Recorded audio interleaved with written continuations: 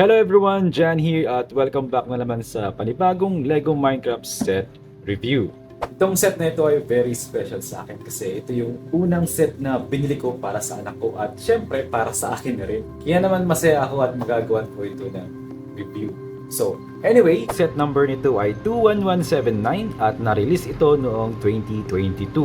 Ang original retail price nito ay $24 pero nabili ko to sa halagang 100 Saudi Riyal. Ito ay merong 272 Lego pieces at meron din itong 3 o 4 na Minecraft characters. Dahil itong set na to ay na-release noong 2022, medyo detalyado yung box art nito. Kung ikukumpara natin siya dun sa mga bagong set release ay mas detailed dito. Ito naman ay very minimal lang yung design. Yan yung kanilang pinagkaiba. Ang unang minifigure sa set na to ay si Alex. Ito ay yung pinaka basic at classic na Alex pa din. Wala itong extra prints sa katawan.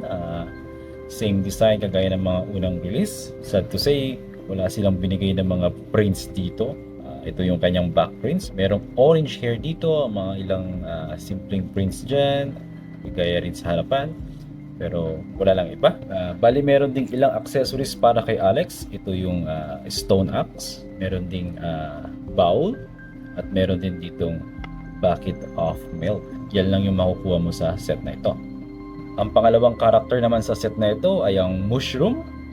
Itong mushroom na ito, kung di ako nagkakamali, ay dito siya una lumabas sa set na ito. Very well detailed naman ang pagka-brick build nito. Meron siyang mga ilang spottings dyan ng white. At meron din siyang dedicated na headpiece which is very nice. Meron siyang dalawang red mushroom dito. Very close naman ang design nito sa game. Nawawalan lang ito ng isa pang red mushroom kasi sa mismong game, ang pangatlong mushroom ay nandito sa kanyang ulo. Pero sa set na ito wala. Ganito lang siya. So ang third at fourth character sa set na ito ay ang Spider Jockey. Kaya ako nasabing third at fourth kasi considered dalawang character to. Meron ditong skeleton na mayroong suot na enchanted helmet, saka wooden bow, at itong regular spider na ito. Bali itong regular spider na to ay meron siyang stud dito, kaya diyan mo pwedeng idikit yung paa ng skeleton. Ganyan siya.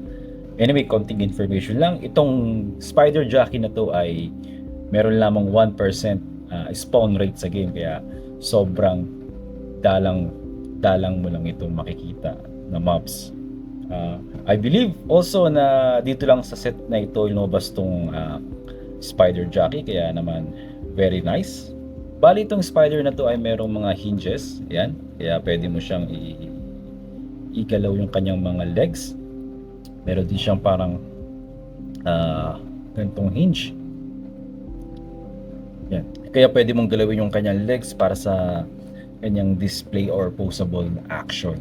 So ito yung tatlong Minecraft characters na meron lamang sa set na ito. Ito si Alex, isang mushroom cow, at itong Spider Jockey. Ito yung set build sa set na ito. Isang malaking mushroom house. Para sa akin, itong set build na to ay base sa creative side ng game. Hindi mo to makikita sa mismong game, at ito ay directly na player design. Itong set na to ay base sa isang forest biome. Maliba lang tong structure na to kasi talagang hindi mo makikita sa game na to. Pero may makikita ka sa game na mismong red mushroom pero hindi ganitong structure. So itong mushroom house na to ay pwede mo siyang may access by removing this itong part na ito. Sa loob ay merong crafting table saka yellow bed, at meron din itong madaling tanggalin na 4 na mushroom wall. At itong mushroom wall na to ay meron silang tainted glass. Para siyang sky blue na glass or parang cyan na color. Malapit doon yung kulay. At very interesting din tong design ng walls na to kasi ang daming mga Lego pieces na ginamit para mabuo tong walls na to. Parang mostly ata ng pieces dito napunta lahat, kaya maraming maliliit na pieces. Very interesting at mag-enjoy ka naman sa pag-build ng structure na ito. Ito nga pala ulit yung crafting table at yung bed. Meron din ditong torch. Tanggalin ko lang muna itong puno na to. Dito sa ilalim ay merong white stem. Meron din dalawang poste rito. At meron ditong dirt block sa likod. At ito nga pala yung torch ulit. Bali itong mga parts na yan yung nakisilbing support dito sa building na ito.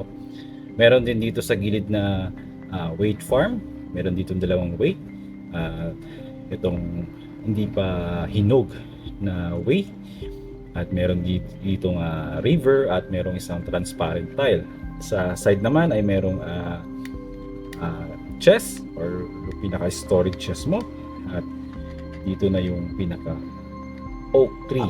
Very simple naman yung set design, saka very easy din naman yung kung paano ito gawin. Pero gaya ng sinabi ko nga kanina, maraming pieces na ginamit dito sa red mushroom house, kaya naman sulit na sulit pa din yung iyong pagbuo sa set na ito. Bali gusto ko lang ding i-point out na hindi sila parehas na ginamit na design dito sa box. Ito yung mismong build design na ginamit nila. Yan yung mismong reference nila. Ito mismo. Pero dito sa may likod ay gumamit sila ng alternate build. Ganyan. Nandito sa part na ito yung mismong farm, at kaya pa rin sila ng positioning, which is very interesting. Kung papansin niyo ito, pwede nyo rin itong gayahin.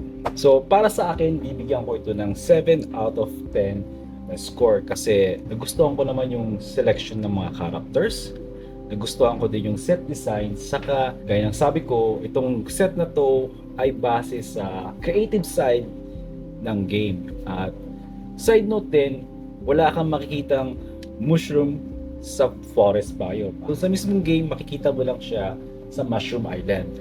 Anyway, thank you so much for watching. Kung nagusto mo tong review nito at interesado ka, just let me know sa comment section. Don't forget, itong set na to ay mayroong mga interesting character kagaya ng Spider Jockey at yung Mushroom. So kung naghahanap ka ng mga mobs na to, pasok para sa itong set na to. Anyway guys, thank you so much for watching. Kung nagustuhan mo itong review na to, please consider helping my channel. Subscribe, like, at i-share mo na rin. Mag-comment ka na rin sa comment section para malaman ko kung ano ba ang nagustuhan mo sa set na to. Kung ano ba ang iyong gusto sa set na ito. Kita ulit tayo sa mga susunod pang review. Peace!